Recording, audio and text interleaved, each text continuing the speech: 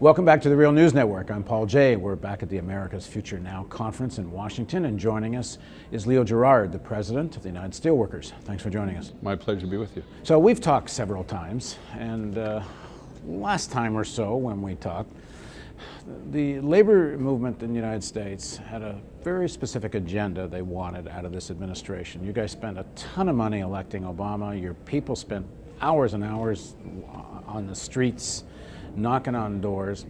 And the two big issues for you were a health care plan with a public option. And many of you, including you, wanted a single-payer option, never mind public option. Right. And you got neither. And you wanted the Employee Free Choice Act, which is, for people that don't know, is an act that will make it easier to organize unions. And if you don't know the details, take a look on our site and do us, because we've done about 30 stories about it. Now, you didn't get near what you wanted on health care. I haven't heard the words Employee Free Choice Act come out of anyone from the Obama administration's mouth in the last months. So where is your agenda at to start with? Well, I think the agenda is still alive and well. I don't know how well it is. Well, I mean, well in your minds, but where is it in terms of? I think well because we're not going to give it up. And let me say this, that the issue is not President Obama. The issue is not the overwhelming, substantial majority of Democrats in the House and Senate. The issue is a small number of Democrats who are corporate Democrats and the Republican Party. The public agenda on health care, the public option on health care, should have been there. But a couple of corporate Democrats, one of which is Blanche Lincoln, and obviously the loss of Senator Kennedy, took away that opportunity. But we're not giving up.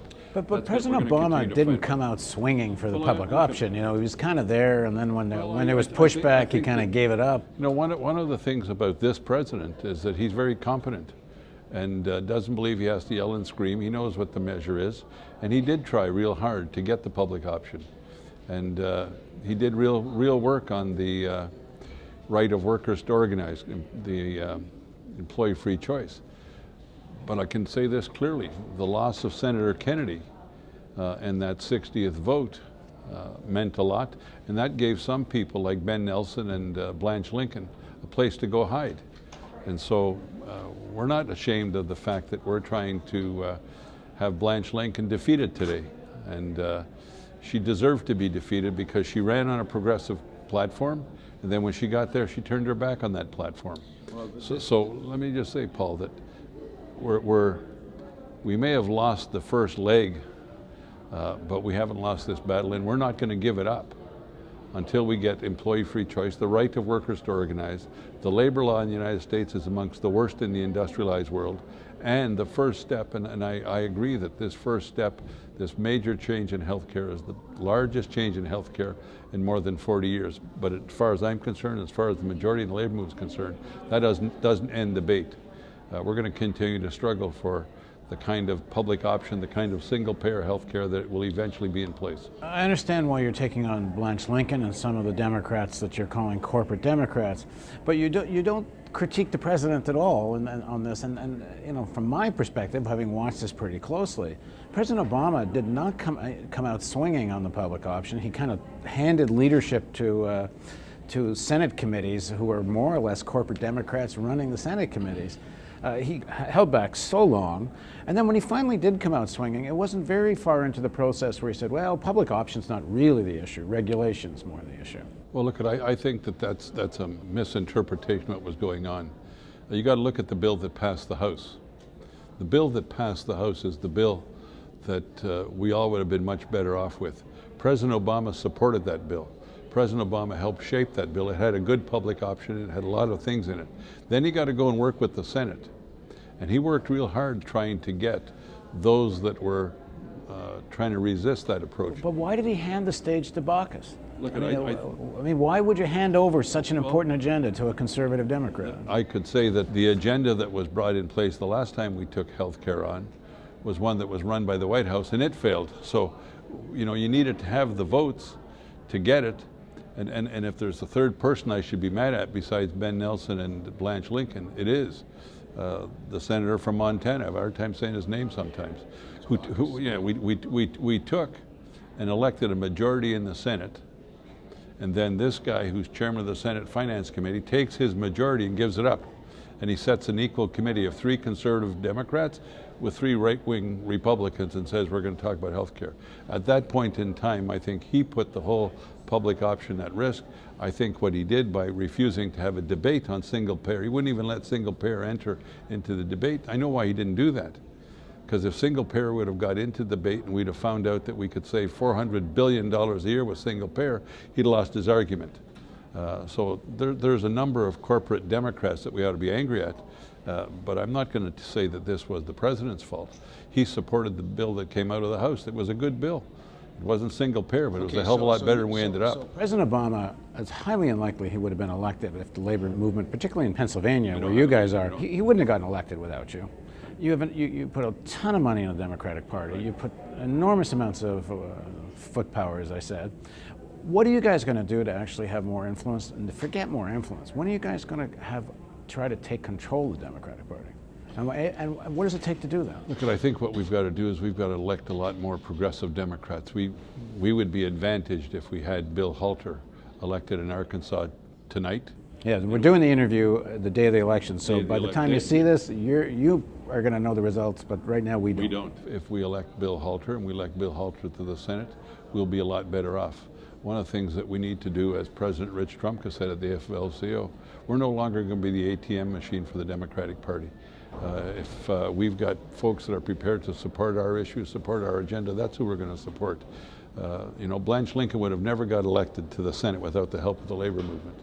But as soon as she got there, she got amnesia. Now, some of the workers in Massachusetts, when it came to the election that after Senator Kennedy died, they made an interesting decision all on their own. A lot of those workers who had been voting Democrats decided either we're going to stay home and not vote at all, or a lot of them actually, apparently a majority of unionized workers actually voted Republican, more or less as a protest, one thinks. I think there was, and there still is, a lot of anger. And some of it is directed in the right direction, some of it is misdirected. There's a lot of anger because you see the people that were at the heart of causing the greatest economic catastrophe we've seen since the Great Depression. They're still doing okay. Better than okay. They've got their money back, they made big profits, they pay themselves big bonuses, while they destroyed the jobs of ordinary Americans. Okay, so they're angry. Anger is at President Obama for being part of that process. It started with Bush, but President Obama inherited the worst economic circumstances since the Great Depression. He inherited a war that had no mission to it. He inherited an economy that was in the worst collapse. He inherited a healthcare system that couldn't be sustained. He inherited a collapsing industrial base. And he's managed all of those things. I am not going to be the one that says President Obama dropped the ball.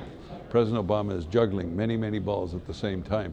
Where we failed in Massachusetts, and I believe we failed in directing the anger to where it should have been directed. And the anger should have been directed at the Republicans, who are the ones that were holding up the process. And we let the process take its course. We means progressives, the labor movement, everyone, Democrats that care about this. We failed in that regard. And I'll just say it point blank, we didn't have a very good candidate. A candidate that didn't want to go handbill. The candidate that didn't want to go handbill during the Patriots game because it was too cold. It can't be too cold if you're going to campaign to win. But a lot of that anger is about Wall Street. I mean, and the enormous amounts of public money that went to Wall Street, and many of the economists we talked to say that simply wasn't necessary. There really were other choices there. You know, AIG didn't have to be bailed out the way it was, and the money that went to Goldman and the role the Fed is playing. Absolutely, but let's remember the Obama administration's at the center of all this.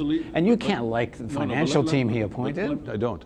Let me tell you this, though. It's wrong for you to say that he was responsible for that bailout. Let's not forget, that bailout happened with Paulson, a former Goldman Sachs guy, and Goldman was... This is AIG you're talking. Goldman was owed a lot of money from AIG. Paulson was the Secretary of the Treasury, okay, at the time.